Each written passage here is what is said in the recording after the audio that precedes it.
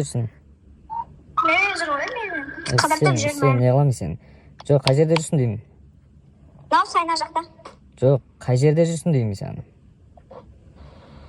Сайна Момушова. Сен жайма телефонду өчүрө саласың багана? На жакта сет тутамайды. Мазган кыртпаш, сен казыр хорошо барам. И мындай телефондон көрөйүк. Эгерде сен өзү өчүп койгон болсо, ол өзү көрсөтүп турат. Эгер сен өчүрсөң, Жарайт. маған адресин карасак өчүрө салат. Сол адреске бара жатырмын. Көреміз, сол жакта бар ма, жок па. Одан кийин багана негизинде башка адреста жүрүм деген. Уже мына жакта жүр экен да, значит олар бир машинамен жүр деген сыяктуу го.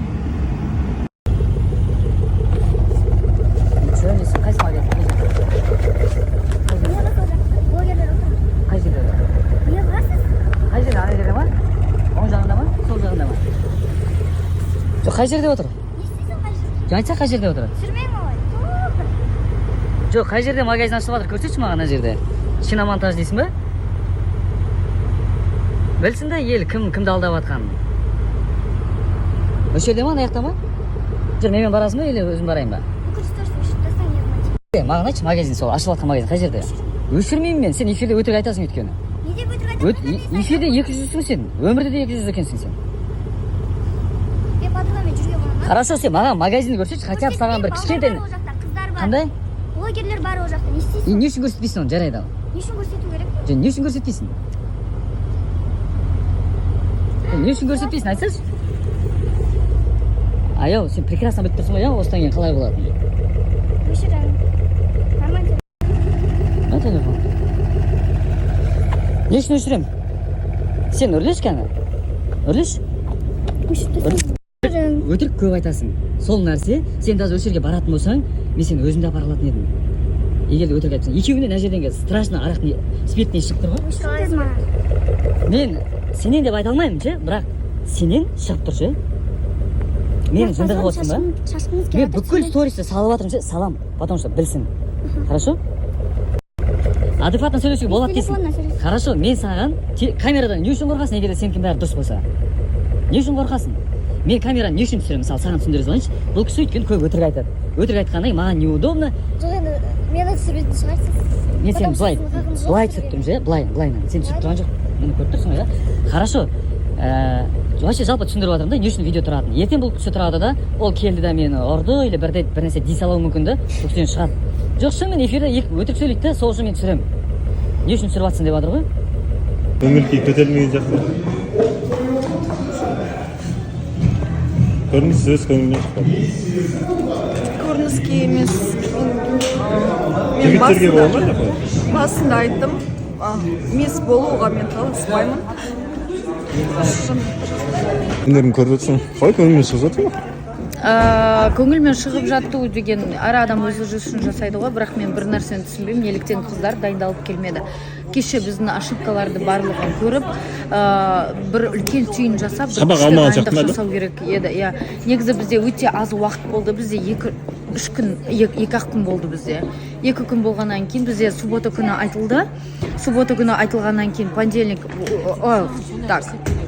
2-ақ күн болды бізде дайындалуға. Сондықтан 2-ақ күн дайындалғанымен кеше біз прям жарып шықтық деп айтқым келеді.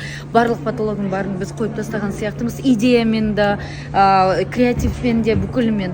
Соны барлығын көріп, бүгін андай түйін жасауға болады. Надан по чуть-чуть алып, күшті дайындық жасауға болатын еді деп ойлаймын. Білмеймін.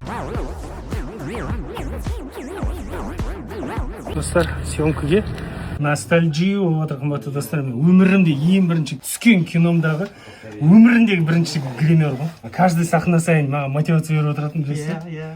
Қазір енді мына босанудың барлық прелесттерін жинақталып алайын, сосын айтам. Әлі тамақ ішкен жоқпын. Душқа түсіп алып үстімге киімді ауыстырайын. Мана киіммен әлі жүрмін, құрсын тұрайын, енді бұл жарамай. Жаңа түстім ғой неден, родзалдан. Давали плоды, поэтому они видите. Вот бананы это вообще трава. Понимаете, да? Это не дерево, это трава. Вот материнская, она вот давала плоды, закончились. Теперь детка растет. Сейчас материнскую берем, детка начнет плоды давать. Однократно дает только плод. Да. Вырастает, одну ветку дает, умирает. Срезает и идет уже, видите, детки. Ошынан бәрі банан ағаштары. Сразу знаю, да. Вот это вырастет. Оливковое дерево дейді. В общем, 100 жыл болған екен. Италиядан әкелген екен. Ар жағында турецкий дерево дейді. Мынау қандай? Это спиленное дерево, это мы здесь спилили и сделали декор для белочек. Видите, там белочки живут. А вот настоящее. Спилили деген не ол? Оно росло где-то, потом... А дерево как называется? Это карагачи. Карагачи, қарағаш. Біздің ауылдың қарағаштары бұндай емес. Вот у мамы вашей выращивают фикусы, да? Вот это реальный рост фикуса. 3 метров вырастает. Халыққа қызмет көрсету орталығына биыл 20 жыл екен Түркістандағы. Соңға келіп жатырмыз. Басшылармен, мамандармен танысып жатырмыз. әртүрлі адамдар келісіп біреуі жақсы ойын